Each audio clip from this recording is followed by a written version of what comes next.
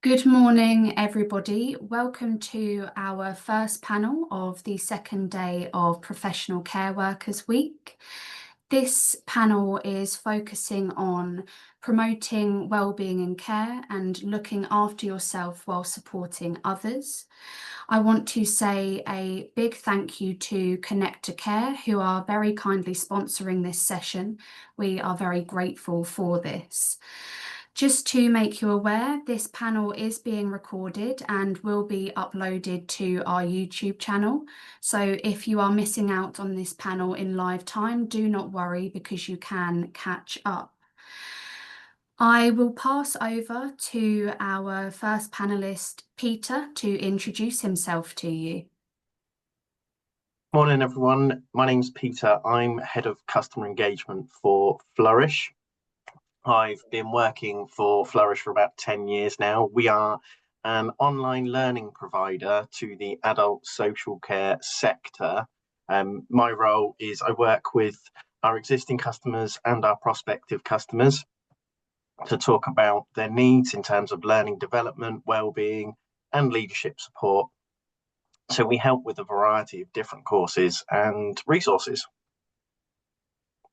Thank you, Peter. Zoe? Hi everyone, my name's Zoe Werko. I'm currently Wellbeing Director at Riverstone Living, and Riverstone Living provide integrated retirement communities, so housing for over 65s, and we're based in central London. And my job as Wellbeing Director is to make sure that our residents have any care, support, medical support, etc. that they need. My background is quite an interesting one, though the doctor bit is a medical doctor, so I'm a consultant geriatrician by training, so specialised in the healthcare of older people. And I was a consultant for 11 years, doctor for over 21. But my first job ever was as a kitchen assistant in a care home. And then the moment I hit 16, I was upgraded to being a healthcare assistant. I did that full time before starting university and all the way through my university holidays, really, to to help me with my course. So I'm a little bit unusual in that I've genuinely done it from almost all aspects of care, and older people particularly, but people who need care are really important to me, and I know how vital it is to look after those providing it. Thank you so much. Sarah? Hello, I'm Sarah Skinner. I have worked for Connect Care for 14 years as a quality assurer originally, and now as a training and development specialist. In that I'm supporting and teaching our leaders in adult care on a regular basis. I'm also a mental health first aider and have been for about 5 years now for our company. Thank you so much. And finally, Elizabeth. Oh, sorry, you're on mute. There we go. I'm Elizabeth Cox. I'm one of the Care Workers Charities champions. I'm currently working as a support worker for adults with learning disabilities. I have a career of having worked in care when I left school, and then worked for the Department for Work and Pensions for 6 years, and then worked as a nurse, trained as a nurse, and then worked as a qualified.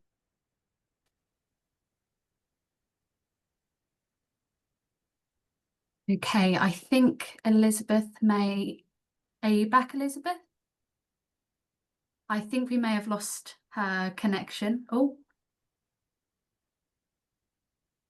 Elizabeth, you're on mute. Hello? Hello, I think we might have lost your internet connection for a little bit there.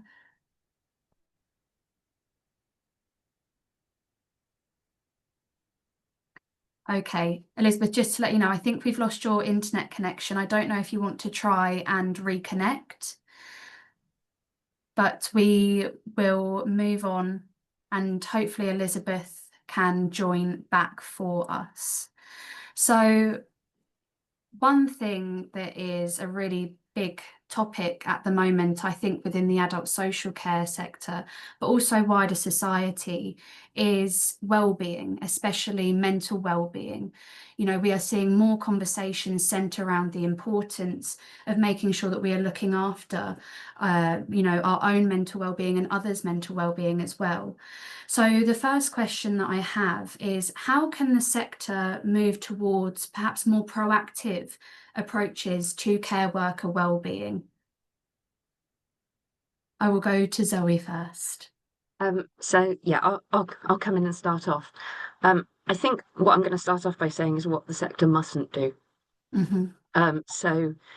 Having still been very firmly in the NHS all through COVID, and working in an accident and emergency department, we were just told to do some breathing exercises, and here's a room with some nice pictures on the wall that you can sit in. So I've got a, you know, when people mention the word resilience to me, it's, you know, so mental well-being is about so much more than just having a nice room. Or so great to hear, Sarah, that you're a mental health first aider, but there's so much more that has to sit behind it. So it's not just having those flags for businesses to be able to say, oh, we do this and this. It's about the whole culture that sits behind. So if people are finding their mental well-being hard going, it's great that they've got resources they can go to. But actually what we need to do is make sure that culture, that the support, that actually everything that we do is designed to keep people's mental health good, rather than try and drive people to the point where it's breaking and then go, oh, it's okay, we're doing this for you. And it's an absolute sea change. And that's so much of that is around treating people as people, making sure that they have the resources that they need to do their roles. So whether that's time, whether that's learning and development, you know, whether it's the right level of supervision and support, it's so much broader than the real icing on the cake bit, which is, you know, maybe away days, maybe, you know, pampering thing. You know, it's so much deeper than just, you know, that, oh, we do mental health. Thank you very much. That was incredibly bad sharing from me. I realised I was also on mute then. And I think that's so important, like you said, to recognise that it's so much deeper than kind of what we see on the surface. Sarah, I don't know if you had any thoughts and opinions on how we can move to a more proactive approach to care worker wellbeing. I do think a mental health first aider is vitally important within the sector as well, that anybody can go to at any time, that it's totally confidential, to be able to just release potentially how you're feeling at that time. But it's also the mental health first aider supporting with strategies at work as well, coping strategies. I think also that employee assistance programs are really important too, to bring in when we're talking about Dr. Zoe with regards to enhancing our culture within the workplace, so that people can be able to access a GP online within the same day, physiotherapy, counselling, etc. But I do think, going back to what you're saying as well about valuing our staff, they're absolutely incredible.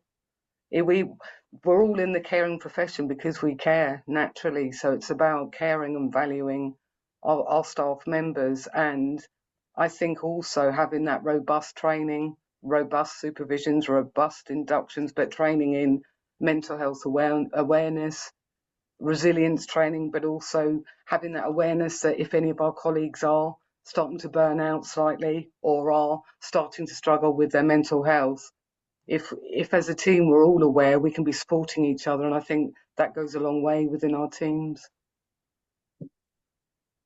Thank you, Sarah, and welcome back, Elizabeth. I don't know. So we're just kind of we're talking about how the sector can move towards perhaps more proactive approaches to care worker wellbeing. Do you have any thoughts on that, Liz? Yeah, I do. As my current work with as a support worker with learning disabilities, I found that their attitude for the charity I work with is really good. So they have a very open door policy with the management, which I haven't found in all the places I've worked in as a nurse or as a carer. And they have mental health first aiders, and they also encourage debriefing. So if we have anything that happens during shift, that is quite traumatic or worrying, or something that people might take home with them, they debrief you, or you have a debrief amongst colleagues, or it's quite an open communication amongst colleagues. So I think that's really important in terms of the stresses and strains of the day, as it were. And I think that's a proactive thing that you can encourage in terms of culture. Thank you, Liz. Peter, did you have anything to add to this? I think everything that everyone said so far is correct. You know, Sarah saying training, Liz is mentioning the open door policy. I think open door policy is huge. I've worked in organizations where there isn't an open door policy, and I've worked with Flourish and the Progress Group, and we do have a very open door policy. I think having a culture where you are open to talk and open to listen, if your culture isn't there, you're going to struggle with well-being. I think as a manager, as a leader, you need to be open to listen, to support, to be that shoulder, to be that ear to bend. At the end of the day, you know, I've had a rough day. Why have I had a rough day? How am I feeling? Actually, I've woken up this morning and my personal health and well-being isn't great. I need to have that conversation to say to someone, actually, what's going on. So I think if you're talking about being proactive, I think the first thing is developing that culture, like Zoe said, and having that open door, just being open to having a discussion and a conversation, and being that ear just to listen for someone.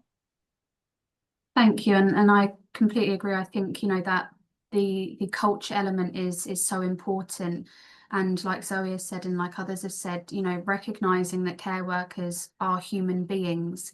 You know, they aren't cogs in a machine. And we, in May of this year, we at the charity launched our 2025 Wellbeing Survey report that I would really encourage everybody to read, because we do have a section in that report on mental well-being. You know, and what we found was from over 2,000 respondents, 42.10% said that they had been feeling unhappy or depressed recently. And we also delve into a lot about burnout and accessing, you know, the appropriate mental health support. So obviously we've spoken about how, you know, we change to become more proactive in kind of response to well-being. Liz, obviously, as you are a care worker, I would really be interested to learn from you in terms of your area of work. What does well-being at work mean for you, and what helps you feel supported as a care worker? Yeah, so well-being for me, I've written it down because it's quite important. It's the ability to carry out my job effectively and with care and dignity, whilst being able to be treated and treat myself with care and dignity. So it's like that knock-on effect of you're being treated with care and dignity, you're treating yourself with care and dignity, you're looking after yourself, and so then your job your effectiveness at work is even increased, because like everyone goes into care and wanting to do a good job and care for people, but your effectiveness at work is increased and your output is increased because your needs are being met. So that's what it means to me. Personally, on a practical level, I would say that you can't always meet those physical needs. So you might have a really busy shift, for example, on a care home, and you're not able to grab a cup of tea and a sit down, but you can have a hydration or station, or a munch on an apple, or a chat to a colleague, or just 5 seconds of cyclical breathing or something like that to just take yourself out of the day. And knowing that your needs are met and valued by the management means that you know that later on, with all their ability and juggling of shifts and whatever, they'll try and get you a break. So you know that your needs are going to be met. You know that your sacrifices aren't being ignored, they're valued, that you're working really hard and you're valued. And so you know that you know, it makes it easier to glide over a difficult shift if you know that your needs are going to be met and that you are valued for what you're doing. Thank you, Liz. And also, obviously, I know you then spoke about kind of having the hydration stations, having that chance to have maybe a one-on-one with a colleague. What are some of the things that you implement to make sure that you are kind of doing your own well-being check-ins during a shift? Yeah, so I work one-to-one support, so I don't actually get a proper break like I do the whole day, and I'm supporting someone with learning disabilities who needs full-on one-to-one support. That said, I can eat dinner with them, so I can sit and have a coffee with them. So if I don't have chance to have a break myself away from the support, I take time to have a break with them and make it, part of my day. I will do something nourishing for myself. So if I'm going in the toilets with them, washing my hands afterwards, I'll put on some nice hand cream. I'll just take time to nourish myself during the day. Also, I know that I can rely on colleagues because we have that communication at work, that if I really need a break, I need to make a doctor's phone call, or I need to just something in my personal life has crossed over, because this does happen. Um, I've organised with them to meet with them and them take over the support for 5-10 minutes while I'm doing that phone call or something. And the bosses completely agree with that, and that's fine. So that's what it means to me in practical terms, just the ability to look after myself as well as looking after the other people that I'm looking after. Thank you, Liz. And I hope that, if there are some care workers that are watching this panel in real time, they might find some of the kind of little tips that you've shared, just those small steps in implementing and, those well-being check-ins, they might also be able to implement them in as well. I think one of the biggest conversations when we talk about, well-being in the adult social care sector is about this balance that is needed. Obviously, those who are drawing on care and support, their well-being and their needs are also incredibly important, and that needs to be recognised. But alongside that, as we've spoken about culture, we also need to recognise that the well-being of care workers and their needs are also incredibly important. So my question is, how can we balance the needs of people drawing on care and support with time for care workers to rest and also recognising their needs? Peter, I will go to you first. Yeah, it's a good question, Olivia. I think we know the sector's overwhelmed at the moment. We know there is a lot going on. I think about so my wife worked in care for 17 years, and the amount of times she would come back completely overwhelmed, completely burnt out. She'd come home some days in tears, and she's just completely burnt out.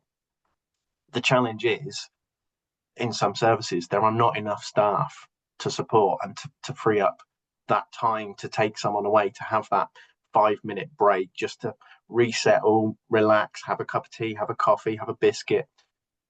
So I think there are so many challenges in the sector about and being able to balance that time, that need, is really difficult. But I think a really simple thing is get to know your staff, get to know the people you've got, so that if they come in and they're having a conversation and you just, morning, how are you? And they're like, yeah, I'm fine. And that person's a bubbly person, straight away you can see, actually, there might be something wrong. Maybe I just need to hold them back for a minute, have a conversation with them, grab them a cup of coffee or tea, take that time just to say, look, we need to go and look after the people that we support. Yes, 100%, but I need to look after you. I need to make sure you're okay before I send you out, before you go out on shift, before you start working with someone. So I think the balance is really, really difficult in a sector that's overwhelmed. But I think the really simple things of just knowing your staff and just checking in when they're coming in, it will make all the difference. And I think that is a really important point to highlight is, I think Well, previously to joining the charity, I was a care worker myself, with experience in domiciliary and residential care. And I know that feeling, and I'm sure Elizabeth has experienced it as well, which is that care work is deeply rewarding, but it also comes with its fair share of challenges that can lead to, excess stress and burnout. And one of the questions that we often pose as, as the charity is, how can we expect care workers to deliver outstanding care when they themselves are not cared for? So that balance, like you said, is really, really needed. Zoe. I'm really glad we're talking about burnout because it's so important. And I think care workers, for the reasons that you and Liz have just outlined, are almost more susceptible to it, not just because of the environment we're working in, but because of the personality type that brings us into doing that in the first place. So carers and people working sort of in care often won't realise that they're getting burnt out. It takes somebody to almost point it out. I mean, I was burnt out when I left the NHS. I had no idea. It was 2.5 years later I really realised quite how bad my burnout had been at the point I was leaving. And it's also worth remembering that burnout can happen in different ways to different people. So, you always spot the very, very obviously burnt out colleague who's angry all the time, who's become much less caring, when that used to really be about them. Or it can actually go the other way, where actually, it becomes almost really painful to see people, suffering. You might start, and this is purely personal experience. I went, I'm not saying I went so, it's soft isn't the right word, but I had the point, every patient coming in who'd be under me, I'd be like, that could be my mum, that could be my gran. What if that was somebody I knew? And I always did the absolute best for my patients anyway, but it's when that actually becomes almost a physical sensation to go with it. And I think that type of burnout is much harder to come back from, to get back to doing your job again, because I've been fortunate that I've found another avenue where I can use my skills, but without the direct hands-on contact. But if caring is your career and it's your meaningful career and it's what you want to do, and your mental health has suffered so badly that you're not going to be able to do it anymore, that really does turn into a spiral. So, back to Sarah and the mental health first aid, that overall role of, helping policies, strategies, so the whole business understands, spotting if somebody might be having an issue and being able to get in there early. And just before I shut up, one of the things that I've been really fortunate to be able to do, so at Riverstone, we don't provide any care ourselves, but I have my team of wellbeing ambassadors who are healthcare background, so 2 nurses, one's an exercise physiologist, and I'm fortunate enough that I can, in my budget, pay for them to have a once a month supervision with a psychologist. So they do it as a group, but once a month they go somewhere, and it allows them to have that de-stress. They can talk about me if I've been a bad boss that month, whatever's coming at them from the residents, and that real ability to offload. And if we could have services like that for everybody, the care workforce would be a much healthier place. Thank you. Do you mind if I just say something? But I really do think from a mental health first aider point of view, it would be fantastic within all care services to have that individual that's trained. The training takes just 2 days. After that, for 3 years, you are then able to be that mental health first aider. But it is about, like Zoe's saying, being able to kind of just offload it in a safe space with somebody in confidence. But I also will liaise with our HR department in respect that if I feel that somebody is not necessarily a burnout, but it has the potential to, I will then say that they need to have a break from work right now, and I will try and liaise and organise with the HR department that happens, even if it's just like 4 days or 5 days that person needs. But it's also about supporting individuals with coping working strategies as well.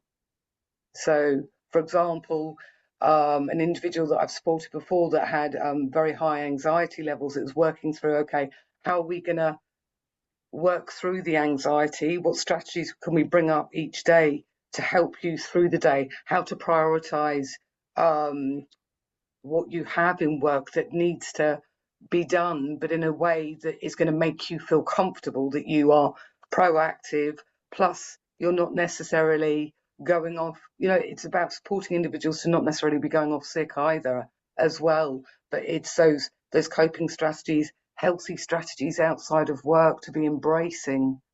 And I always say to everybody, you've got to remember to treat yourself. Yeah, because we're so busy, especially in the care sector. We're so busy caring for everybody else, we forget about ourselves. And I think that's really, really important. Thank you, Sarah. And I also think it kind of it points quite well to your previous point of, we're in the care sector because we care. Yeah. And sometimes, that care can also be taken advantage of, which means that there are barriers to you then looking after yourself. And obviously, with the Care Workers charity, we have partnered with Red Umbrella to be able to offer care workers 10 free counselling sessions, because we recognised that there was that need there, and there was that gap that not every care worker was able to offer adequate or able to be offered adequate mental health support. And also we offer mental health first aider training as well through Red Umbrella, again recognising that need. So yes, we're also big advocates for it as well. Liz, I don't know if you had anything on, balancing the needs of those drawing upon care and support, and also the needs of care workers, and how that perhaps plays out for you as a care worker. Yeah, so obviously at the moment, as I said, my employer is really supportive and actually quite innovative in the way they strategize this. But I would say that I've worked for many employers where the only way I could prevent myself from burning out was to pick a friend, and I picked a friend who was in a similar industry.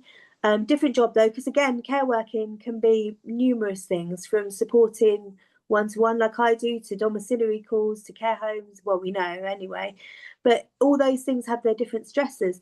But I picked a friend who was in a similar industry, and I debriefed to her every day if I could, and spoke to her about what the shift would entail, because I didn't have a supportive boss. And that's where culture comes in, because and I think we got this from the champions call the other day that we had, that one of the participants said that she thinks it's a blame culture and she doesn't feel supported. So the stress on top of the stress on top of the stress means that there's no open door policy, there's no supportive if she's got a problem, a physical health problem she had, but could be a mental health problem, or any problem that seeps into the job you're able to do, was not being addressed and not being supported. And that's where a supportive management is key, really, because they're the ability to take things further, or do things to enable them, to support them to do their job. So yeah, that's what I would say. And that, I guess, leads us on to another question that's coming up, is the guidelines and the policies that need to be in place in order for this wellbeing thing to stop being a kind of trendy label, and start being a real meaningful thing that can help people and enable people to do their job correctly and as they wish to do it. So. Thank you, Liz. Yes, Sarah. I was going to say, it would be, I think, with us kind of changing that, Liz, as you're saying that, trying to enhance that positive culture within the care sector, I think it's really important to have like a wellness action plan for each member of staff. So it's totally individualised to the needs of that individual. But I think with me teaching our leaders in adult care with regards to their apprenticeship programs, what I'm coming up, that it keeps coming up as a repeated pattern. And I think it's really important that our whistleblowing policies are transparent, because we need to come away from that culture where staff are still too scared to actually whistleblow with regards to unsafe practice or something that's gone on that is not right, because they feel they're going to be treated unfairly. And then we talk about stress and well-being. It's like them being stressed because you're feeling like you're being treated differently because you've whistleblown, even though it's a legal requirement that everything remains confidential while being investigated. That's still a cultural issue. And I would say as well, our complaints our complaints policy as well, that it should be accessible, that it is confidential, that we're all doing the right thing by potentially whistleblowing over something, but we shouldn't be treated unfairly, because how can we make positive changes if that's still occurring in the sector? Thank you. And yes, it does actually kind of go quite nicely onto my next question, which I'm also actually going to add a little bit to, because I think something that Liz was saying highlighted something that I think does need to be addressed. Obviously, we've spoken a lot about culture, the culture surrounding well-being. What would help to create a culture where care workers can talk openly about stress and mental health? And I think my second part to that question is, do you think that culture differs? Because obviously care workers and also care providers, they're not a homogenous group. We have domiciliary care workers, we have residential care workers, we have personal assistants, live-in care workers. Do you think that there is a difference for perhaps domiciliary care workers who are maybe going out alone versus care workers who are working in a residential home? Do you think that it needs to be a different approach to that culture, or is it perhaps more of a kind of a widespread culture change? Zoe? So I think it's probably the same across, because actually what it comes down to is who the bosses are. Hell of a culture shock going from being public sector my entire life to working for private equity. But something that we notice that when I'm looking at who we work with, so the care companies that we work with, whether that's care home, whether that's people providing nursing or personal care or companionship, the ones who've got the carers who stay, who've had the same carers there 10, 15 years, who have low turnover, who provide great standards, they're not doing it for the money. Yes, they make money because they do what they do very, very well. But their ultimate driver, and they tend to be family owned or, small businesses who haven't actually lost their sense of purpose. Where we see poor standards coming in and just not what we want delivered is when actually the drive for why have you got carers out delivering care? If that drive is to make money, that's when the culture's wrong. So when it's focused around doing the right thing for the person, that's when, sort of looking in from the outside, I see happy carers, I see that good leadership. Almost all of those have got the open door policy, because I meet various different people within their businesses. So it's almost that drive, why are you doing what you're doing, really has the biggest impact on culture. And if your primary aim is to make money, are you ever going to be able to get that culture right?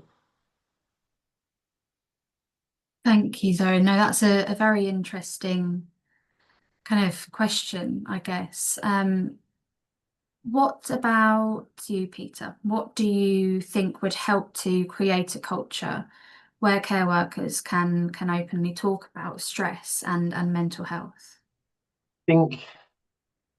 I think some mental health is still a taboo subject. I think men's mental health is hugely a taboo subject. I'm quite an advocate of men's mental health, having been in a situation with my mental health personally before. I didn't have anybody to talk to. There was no one around, and it was with my family. It was kind of seen as you're a guy. You don't suffer with this sort of stuff. It shouldn't be suffered. It's not real. So I think having that culture of actually it's not a taboo subject, it is something that you can talk about, it is something that's an open conversation, that whether it's a team meeting, and actually encourage the whole team to talk about mental health and what are the different types of mental health that people struggle with, what can we do as an organization to support with mental health. So Flourish is part of the progress group. We have our Wellbeing warriors. So there are 6 of us that are focused on well-being across the organisation. Now there's 250, 300 people across the progress group. And there's 6 of us that are there, that anybody within that 250, 300 people can reach out to and have a conversation with. You know, it can be an email saying, if you've got 5 minutes for a Teams call, or it can I run something past you? I'm struggling, not having a great day. We can then put in for wellbeing days for those people as well. So like was mentioned earlier, that actually taking that time to look at someone and go, they need a break, they just need some time out, just to say stop, go and do that. Now, appreciate that's difficult in a care home setting or a dom care agency or a learning disability setting. Like I mentioned, that the sector's overwhelmed, but I think having that openness to talk about it, like Sarah mentioned, having mental health first aiders trained, giving everybody the option to, okay, you can't get everybody through the 2-day course, but actually give everybody the option to go through a short learning for mental health, so that they can understand, so that actually they can recognize when someone's burnout, when someone's stressed, when someone's depressed, when someone's just having a really bad day and just needs someone to talk to. That helps to create that open culture and to give people the opportunity to talk and to listen as well. Thank you, Peter, and thank you as well for kind of sharing your personal story surrounding mental health. Sarah, what do you think could help create a culture where care workers can talk openly about stress and mental health? I think, as I was saying about having that kind of like within each organisation, having that robust kind of mental health policy, but it being transparent, that we actually are saying we are delivering what is in the policy. So not just with raising awareness of mental health, but actually well-being, what we can be doing, so that everybody can start saying, gosh, I've kind of missed out on that. And actually, I do need to focus when I'm off on, am I going to have a little bit of exercise? Am I going to catch up and connect with my family, my friends? Am I going to start up a new hobby? I also think there are some fantastic apps out there, totally free, that staff can download, whether that's to do, like, say, for example, with the Calm app. We've also got meditation apps, even quality sleep apps. Even if somebody is feeling anxious and at night time, it's like, how am I unwinding healthily as much as possible? But I will also say as well, when we're thinking about well-being, giving our staff training on well-being, because there are some fantastic natural foods out there that actually, it's been proven that they actually enhance our mood. They make us actually feel better in ourselves, and it's about almost like re-educating ourselves and raising that awareness, so that we've got top tips for everybody that they can take away what they want to sort of implement within their personal lives and also within their working lives too. Thank you. And actually, Liz, if it's okay, I'm going to ask you a slightly different question, because it was something that Peter just said that kind of made me think of something. Obviously, one thing that Peter was saying about you know, the kind of attitude towards men's mental health, and the idea of, you know, you're a strong man and you have to get on with life, and nothing can affect you. We've spoken a lot about culture surrounding mental well-being. As a care worker, have you noticed a shift in the approach to care worker well-being, and kind of a shift in understanding more about care worker mental well-being? Or do you think it's kind of stayed the same?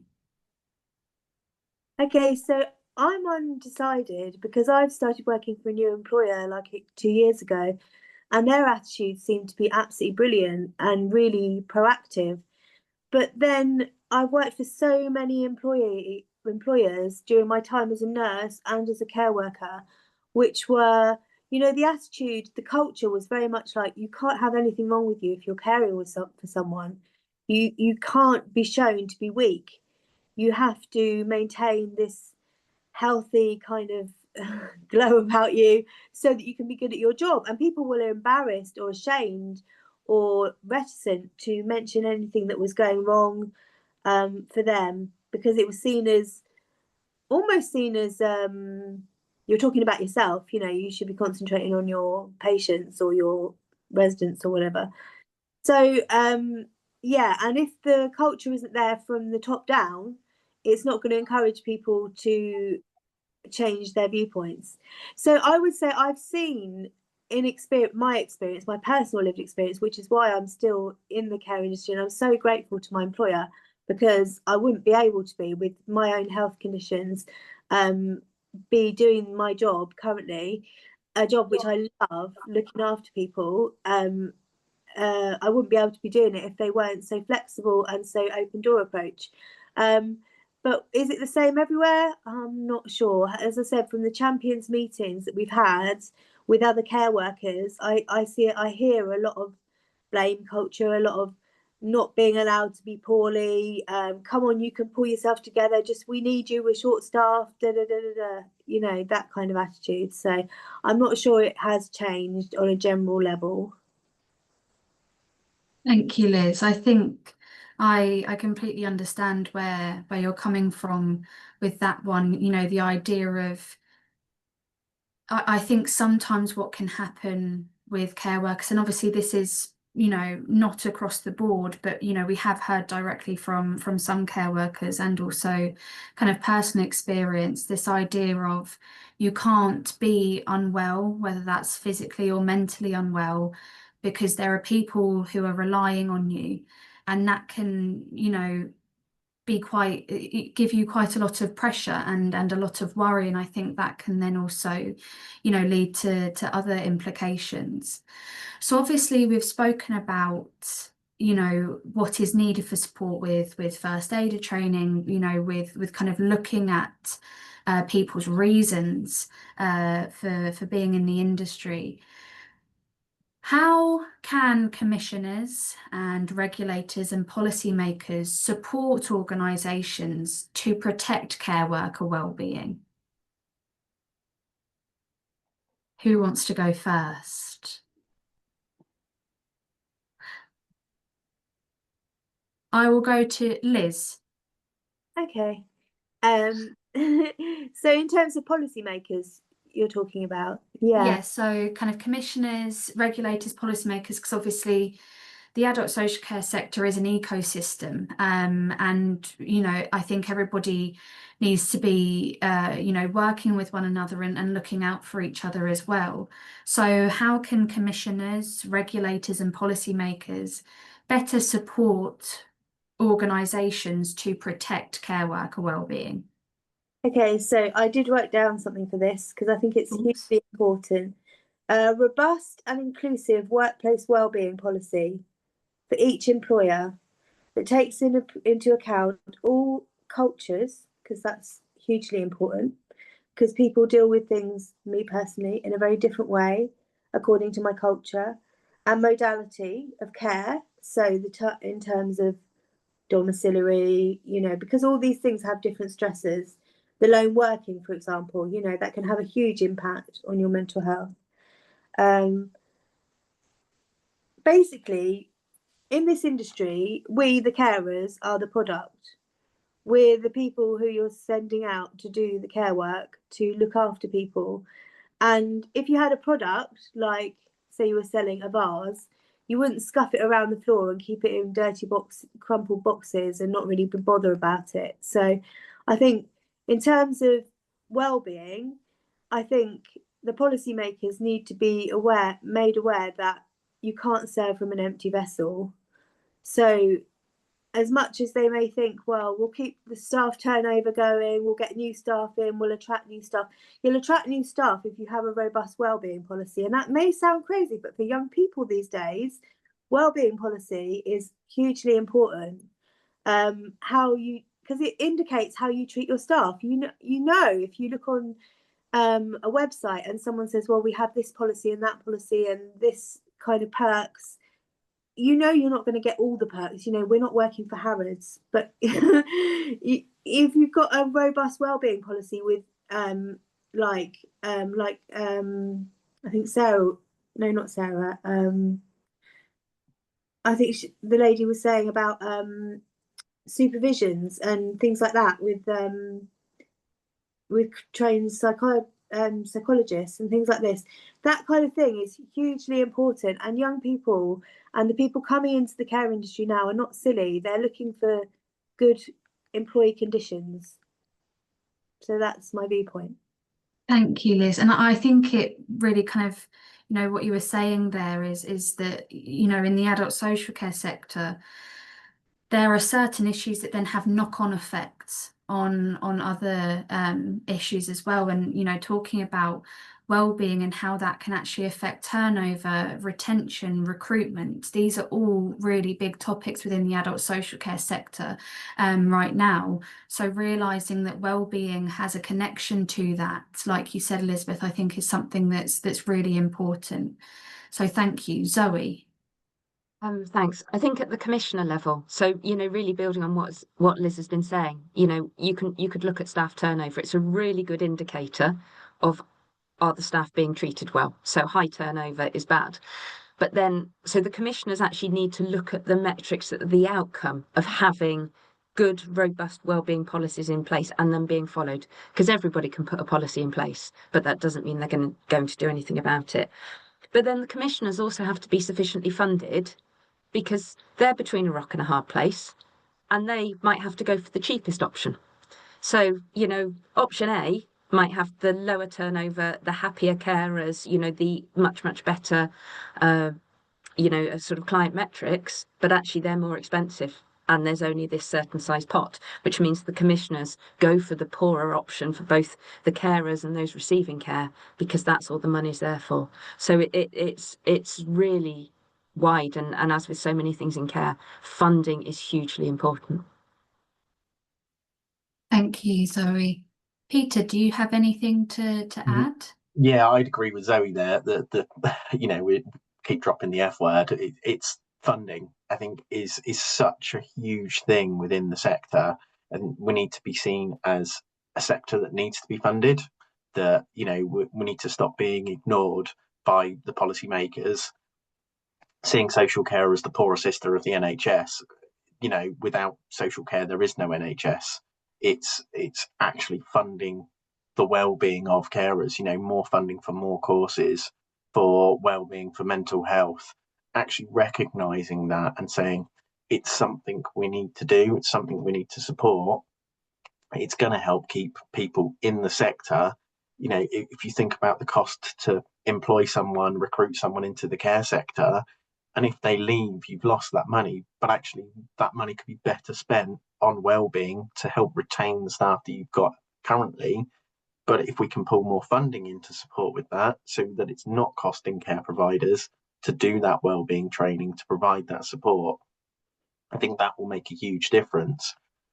I also think they need to be directing to how we can support people as well. So more advice, more guidance on actually well-being is really important. Here's where you can find more information. Here's some resources. Here's some free resources. Here's some funded resources to actually help make a difference. I think that's hugely important. Thank you so much. And Sarah, I don't know if you have anything that you wanted to add.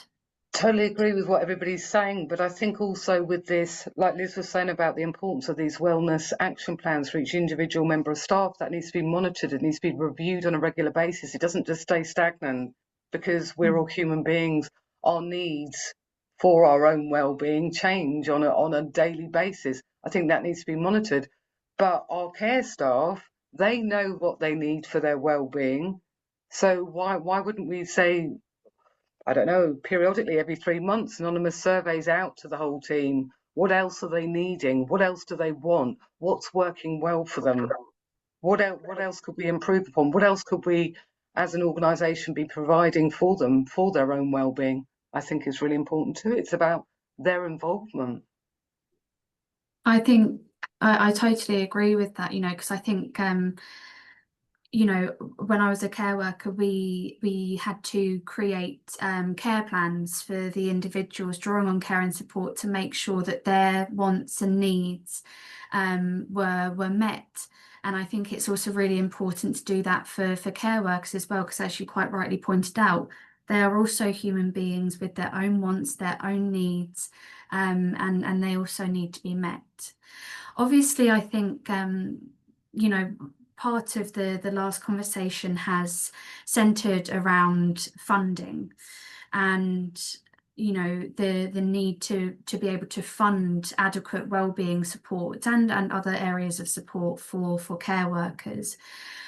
We've got about 10 minutes left of the session, and obviously funding is such an important issue, but we don't know when that's going to happen or if it's going to happen. And sometimes such big conversations like this can feel incredibly overwhelming. So for the last kind of few minutes of the session before we wrap up, I was wondering if you could maybe share some top tips or small steps that either care providers, managers, or care workers themselves can take to make sure that they are protecting their own well-being. I am going to go to Sarah this time first. I was going to say I'm kind of repeating myself, I think, from the beginning, but it kind of like we're coming to the end, and it's all these important points that we have that robust training. When we were talking earlier on about like burnout and resilience, we do have to remain as resilient as possible. But it's having strategies as a team working together, but having that training, bringing in wellness conversations into supervisions, that we have those robust supervisions that are benefiting our staff. It's not a process just as part of the system. It is an individualized supervision for each member of staff. So we're bringing in wellness. How are we feeling today? How is everything going on inside and outside of work, and having those conversations. But also thinking about, okay, are we getting more fresh air when we're thinking about our well-being? Like I was saying earlier, about connecting with those that are close to us, learning something new, whether that's studying, whether that's a new hobby, bringing in with regards to our well-being, and having that raised awareness from training that we're checking in with each other all the time, because things can change for us personally and in our work lives as well. But as I said, having somebody to talk to in confidence, that's fantastic too, even if it's just to express, I'm just feeling like this, feel better for offloading now I can get on with the rest of my day, and raising that awareness that everybody's got that person that they can go to. But I think with the training, if all care staff are aware of each other and understand some of those signs and symptoms that we can show at times, we're helping each other, we're working together. That brings us closer, we feel more valued, we're taking care of each other, we feel part of a family, not just a team. I think it's really important too. Thank you so much. And Zoe, what about you? What are some kind of small steps in the meantime that people can take? So I loved some of Liz's points, actually. So if it's just you and you feel you're battling against the world and you're the only one that's only got your own well-being and interest, it can be those things, the nice hand cream, a nice pair of fun, comfy socks, just those real, little bits. If you've got, a team around you, whether that's your peers, it's that, can we once a week, are we all in the same place at the same time? Somebody's brought in nice tea, somebody's brought in a cake, it can just be as small as that. If you've got, maybe a supportive team leader or a supportive manager, it could be as small as, actually, let's make our own wellbeing covenant, just 3 or 5 points that, as a small team, we've signed up to, we're all going to remember to say hello in the morning. Once a week we'll take time for tea and cake. You can tell I like tea and cake. Just those little things. If you've got that interested higher up, then it can be sort of much more moving into what Sarah's talking about. But, it can be start small, role model, be an influence. Wherever you sit within the system, you can still have an impact on the people around you. And, start small, and you might be amazed how big it can get. Thank you so much. And Peter, what about you? What are some of the small steps? And actually, I'd also be really interested to hear from you, perhaps some of the small steps that male care workers can take, understanding that there perhaps is more of a barrier sometimes for them. Yeah, I think for me, some of the small steps I take, I've learned to talk about things. I think that's a huge thing is, I'll reference my wife again. She hates me for referencing her, but I'm going to do it. So, when we first were together, I was quite closed in some of my things that I wouldn't talk about. Now I'm I'm more open, I'm more honest about what I'm feeling, what I'm thinking. That's taken a lot of time to get to that point. I did speak to someone professionally. So, you know, if you are struggling, I would always advise, it's difficult, but try and talk to someone. Something else I found quite useful is, you know, you're led in bed at night and you've got all these things running around your head and you can't sleep, is to write it down, to get it out of my head and write it down, and just take some time to just get it off. And it could be completely random drivel of why have you got fingertips but you can't fingertip, but you haven't got tip-toe toes but you can tiptoe. That might be going through my head, but I'm getting it out of my head. It might be I'm thinking about a conversation I had earlier in the day with one of my team or one of my customers, and that's running through my head. But get it out of my head, because at the end of the day, I need a good night's sleep to feel refreshed in the morning. And having things running through my head isn't what I need. And another one for me is just get out and walk. I know the weather's not great for people. You know, Liz has got storms down in Cornwall at the moment, but actually going out for half an hour just to walk around in the sunshine, in the fresh air, you know, the one of the most difficult things is to switch off at the end of your day. And I'm sure Zoe, Sarah, Olivia, Liz, you can all relate to that. It's so difficult at the end of the day just to go, I'm done with work. I can't think about work. That's a skill you can train yourself to do. It is really difficult to do, but it is really worth doing it, because if you can switch off, if you can think, I'm done with it, I need to just take the time for me now, for my well-being, for my health, for my family's health. I'm there, I'm present with them. That is a really, really useful tool to have. It's not going to be something you can just switch on. It will take time, but it's worth trying to do, and to build up that resilience to switch off. Thank you so much. And again, thank you for sharing, you know, your personal experiences with that as well. Liz, I'm going to pass over to you because we've got the last couple of minutes left of this session. So what are some of the small steps that you take, or you think other care workers or team leaders or anyone else in the adult social care sector can take to protect their well-being? Yeah, so I thought everyone else has mentioned lots of really good stuff around debriefing and around kind of winding down after a shift. So I thought I'd mention things you can do in a shift, whether you have a break time or not. So cyclical breathing is a really good thing to do if you can get out in the fresh air, even between clients if you're domiciliary, or any time you can get out. You don't have to be in fresh air, but it's just better if you're in fresh air. Just Google cyclical breathing. And then another thing is a Buddhist principle of drop the clock. So you can stare at a cloud or a leaf or a plant or a picture even, and just for 2 minutes stare at it and just see it change shape, change meaning, change what it means to you. Just for those 2 minutes, just look at it and just really study it. And that means that time stops being so linear and actually just stops for you, and you've created that stop. And then the other thing is 5, 4, 3, 2, 1. So if you're ever feeling really lightheaded and kind of stressed and really in your head and not in the present, and you just really need some grounding, you can do the 5, 4, 3, 2, 1 thing, which is 5 things you can see and you just look at them. You can name them if you want, but just looking at them helps. 4 things you can hear, 3 things you can touch, 2 things you can smell, and 1 thing you can taste. And that takes literally a minute, and then you're back in the room. So yeah, those couple of things you can do on shift just to get you out of that headspace and out of that complete adrenaline rush, needing to keep going, and just bring your nervous system back down again. That's great. Thank you so much, Liz. We are now coming to the end of the session, and I just want to say a big thank you to everyone on this panel. I am aware that we have talked about some topics that are perhaps a little bit more sensitive or personal to some, and I just want to thank each and every one of you for sharing your knowledge, your expertise and your perspectives. Again, a big thank you goes to Connect to Care for sponsoring this session.